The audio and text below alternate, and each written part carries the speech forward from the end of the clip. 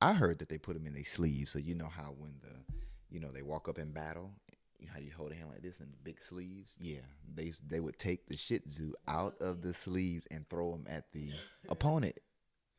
So that's not true. I don't know about that part, but I know they had the. Don't let me lie. I mean, they could have. Uh, no, I heard that. I definitely heard it. Now I haven't Googled it or researched it. I don't know where I heard it from, but I heard that they were bred to. You know how they used to walk with it, and they have like Shih Tzus stuck in their sleeves. I mean, I know they had them beside them, but Okay, that makes better sense.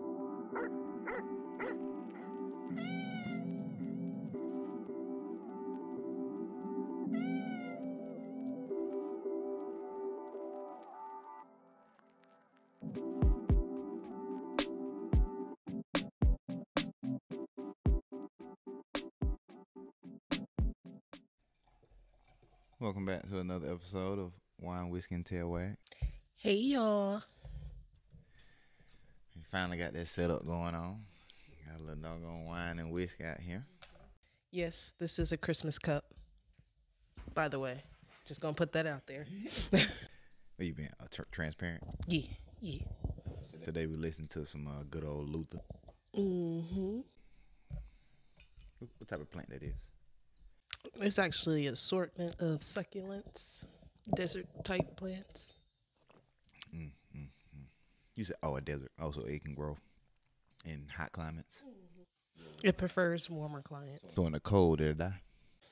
If it gets too cold, yeah. But they're pretty resilient plants. What are we talking about today, Sierra? I'm gonna get into not breeds, but the classes of the different types of breeds. What they were bred for, kind of a little bit of not too much of their personalities, because each dog, of course, is gonna have their own personalities. But what would they mainly bred for, and what they typically, and how when they come to dog shows, how they show the dogs there too as well, and how they group them together and how they grade them out of that. They normally group them together by different classes. Yeah, not all dogs belong to the same class. Shifting over to your non-sport group, this is kind of another fun group. That's where you have your Bostons, your Bichon Frise, American Eskimo, little fluffy white dog. Now, Bostons can be sport or working. I done seen some Boston, my terrier, right? Yeah, so yeah. I done seen some in competitions and everything, yeah. They're high energy dogs. These are kind of like, this group is a very mixed group. This group can be, you see some of them work and you see some of them just chill, but And this the non-sport group. You also have Dalmatian in this group, which you see most of them with the fire trucks and they have high energy too, though. yeah. They from long time been working regarding stagecoaches and stuff like that. So, but you also have your Chow, your bulldog in this group. English. Spitz is in this group as well. Frenchie, miniature poodle is in this group. They don't do nothing. And that's why you have your miniature poodle. They don't. Yeah, they non-sport. Standard poodle is also in this group as well. I'm gonna probably say this wrong. I'm not gonna say it. Your Mexican hairless dog, they're in this group as well. Tibetan Spaniel and Terrier. I never seen one of those in person. Only on YouTube. The Mexican hairless dog. What's it called?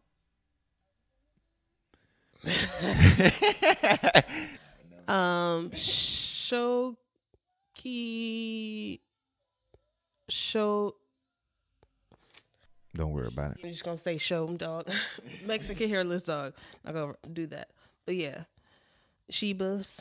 Your Shiba Inu is also in this group, non-sporting group. So once again, this group is mixed up, different personalities, because you have your Chows and Sharpays, who are kind of your dogs that is kind of like very one person, not many people. They were popular at one point, but to be honest, not very popular. I wouldn't get neither one of those dogs personally, just because for the way my personality is and how I am, I wouldn't get a Shar Pei or a Chow, but I would get a bulldog. I wouldn't mind getting a bulldog from this group. I love Frenchies. I love Bostons. I would love to have a Boston just because they're high energy and goofy. Once again, this group, usually a lot of them are good watchdogs. Watch the house, many personalities. You have your solid, stout Chow Chows and Shar Peis to your short and stout bulldogs. Then you have fox-like dogs, which is your Kes Hound. So that one is just an interesting group mixture, basically. Which one should we go into? Terrier or toy? I guess we can get toy out the way. Let's do toy. And I ain't got nothing against toy dogs, but These are little annoying little ones. all of them. Yappers. Oh, my God. No. Little dog syndrome. Mm-hmm. What was it? Little Bit Man. You know, yeah. Or short person syndrome that they call it, right? Yeah. That thing is so bad. Oh, my God. Mm-hmm. Of course, leading this group, your Chihuahuas, your Shih Tzus, Italian Greyhounds, Brussels, Chinese Crescent, although Chinese Crescents are pretty quiet cat-like dogs. Your King Charles Cavalier, a Japanese Chin, which is just like a Pekingese-like dog. King Charles is considered as a toy. Mm-hmm. Really? But pretty much all your other spaniels, even the one that looked just like them, kind of are working. But just them, because they were bred for most of these dogs that's in this group were mainly bred just to sit pretty. Okay, I got you. And that'd be a King Charles. I mean, some of them were bred to work, like your Yorkies. I mean, even Shih Tzus. Even Shih Tzus. I heard back in the day, the Chinese I'm sorry, I don't necessarily want to be I'm gonna say here we go. Your Asian, the culture was they bred them to. I heard that they put them in their sleeves, so you know how when they walk up in battle, how you hold a hand like this in the big sleeves. Yeah, they would take the Shih Tzu out of the sleeves and throw them at the opponent. So that's not true? I don't know about that part, but I know they had the. Don't let me lie. I mean, they could have. No, I heard that. I definitely heard it. Now, I haven't Googled it or researched it. I don't know where I heard it from, but I heard that, yeah, they were bred to, you know how they used to walk with it. Yeah, and they have like Shih Tzus stuck in their sleeves. I mean, I know they had them beside them, but. Okay, that makes better sense. But I mean, they could have. Who knows? And they would. And they would throw them on the front line. All right, go ahead. Maybe I'm wrong. I mean, not necessarily, but your pugs and then your toy poodle. So this the tiny one you got your miniature. The one that want to sit in your lap all the time. Your standard, and then you have your toy, which is part of this group. And your Pomeranian. Don't forget the rabbit. I'm sorry, y'all. I'm sorry. Gotta keep that Luther going. All right. Of course, as we said, little dog syndrome. Tiny dog with big personality. Very affectionate, though, of course. When they're not mean to you and when they are very sweet, they are extremely sweet. And it's adorable when they are sweet.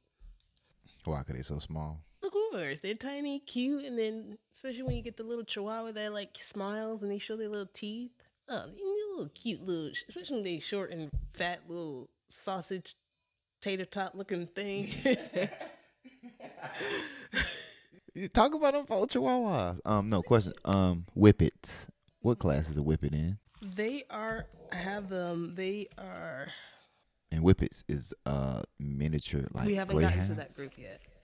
Did I talk? I didn't talk about the hounds yet. Yeah, I didn't talk about. Also, whippet in the hound group. You'll be surprised who's all in the hound group. Yeah, but no. Okay, toy dolls. We done with toy or no? Just They are social when they're sweet. They are social. They are they adaptable to many lifestyles. So whether you live on a tiny apartment, most of course most city people have toy dogs, but they also can adapt to being on a farm because I've seen little chihuahuas work on a farm with little with horses and stuff. And they're lap warmers. They like to be with their person. They're so that's pretty much them for your toy dogs. Moving on to terriers, kind of like kind of personalities like your toy dogs. A lot of them tend to be small, but big personalities. They do. Some of them are working dogs. You have your Airedales, Staffordshire, your pit bulls. So your pit bulls actually in your terriers. Pit bull terrier. Duh. Duh. Your bull terrier. You know, target dog. Your Aussie, Bedlington, Chesky, miniature Schnauzer, Rat, Jack Russell, Scotty, your Westie, Wheaton, Wire Fox Terriers. You got those dogs in your terrier group. Before you go past that, Wheatons, my God, They can be sweet too. they can be. But on that grooming table, oh my God, like they don't like nothing.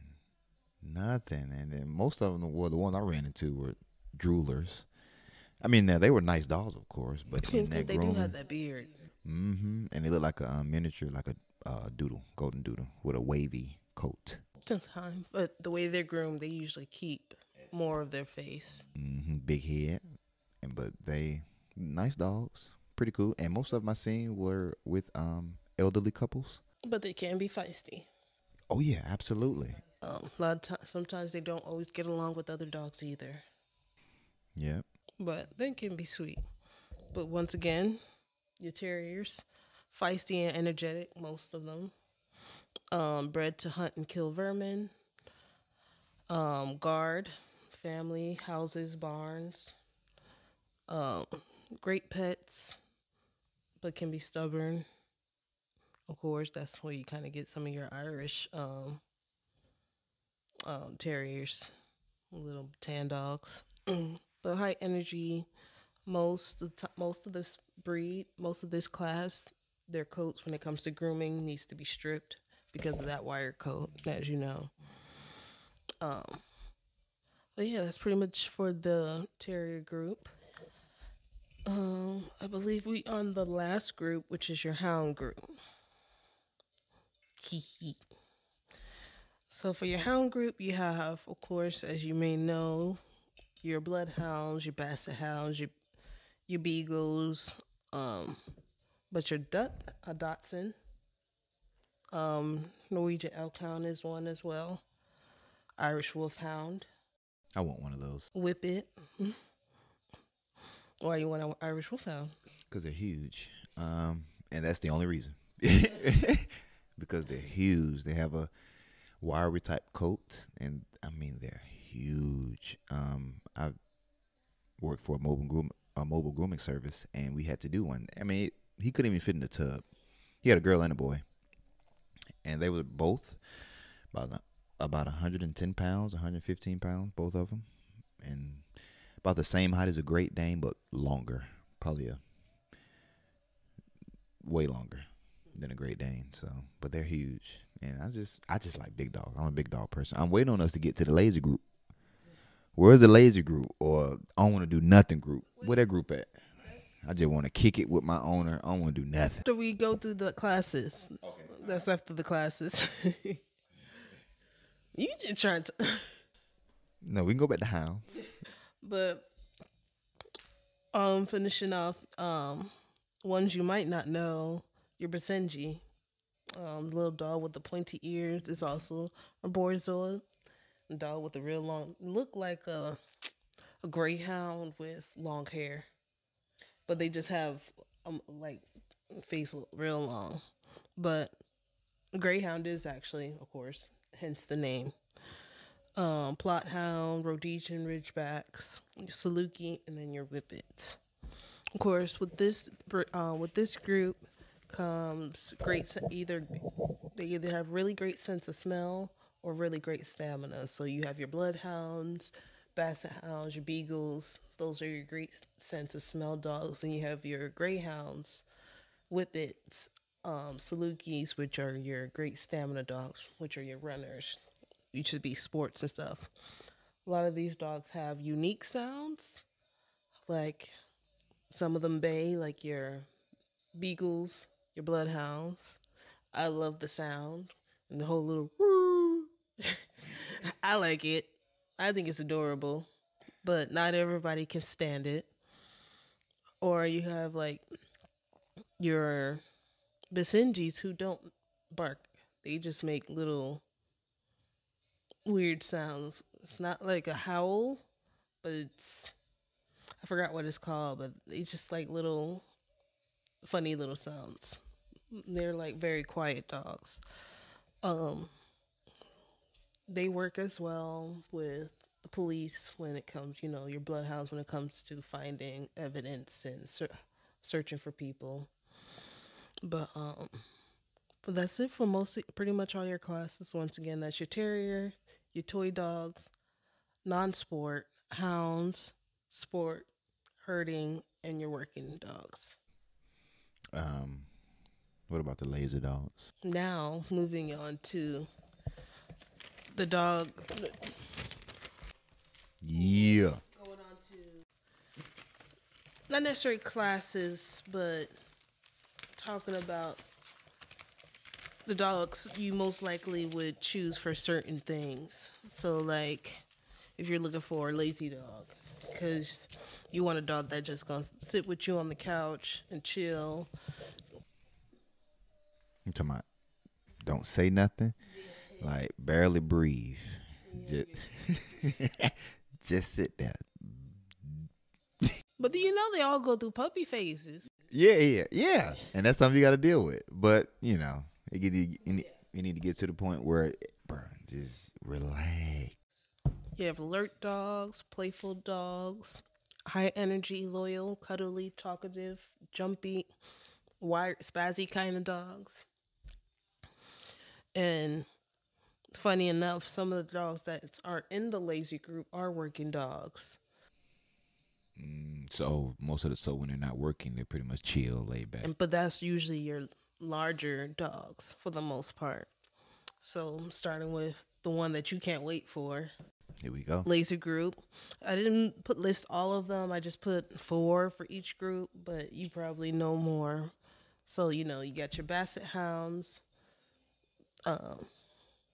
Unless they're like young and stuff, they're fairly lazy, like to sleep. Your Bulldogs. Absolutely. UGA. Yeah. UGA. Yep.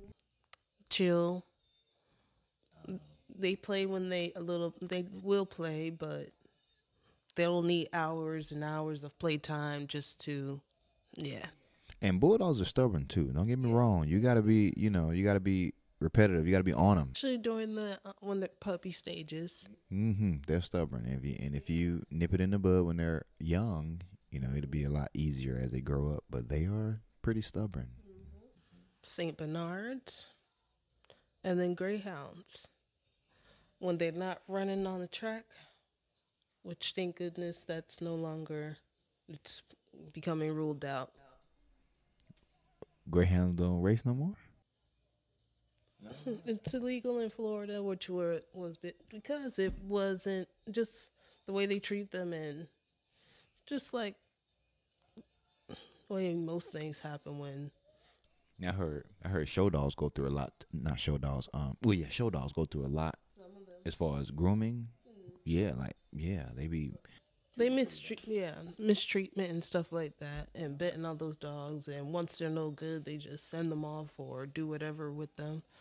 But yeah, Greyhounds, they're actually very lazy dogs. Even seeing them, like, even in doggy daycare, they're the ones that's just going to be, they play here and no, not really. They might play, but usually the ones I see just standing there. Can't wait to go back to their quarters to lay down and sleep. If they have their choice, they will sleep all day, just like a mastiff. That's what I'm talking about. So I want a mastiff, English mastiff. We both knew a mastiff at the first boarding facility that we worked at together, and I fell in love. So I want a mastiff, and I want a Great Dane. She didn't say Great Dane yet, but They also part of that group. I gotta get one. Ooh, I gotta get a Great Dane. Most people know them for being lazy after their goofy puppy years. Ooh, they're goofy. Oh, goofy legs. Oh my goodness. As usual, we thank you guys for listening to another episode of Wine, Whiskey, and Tail Wags. Sure do. And we'll see you guys next time. Have a good one, y'all.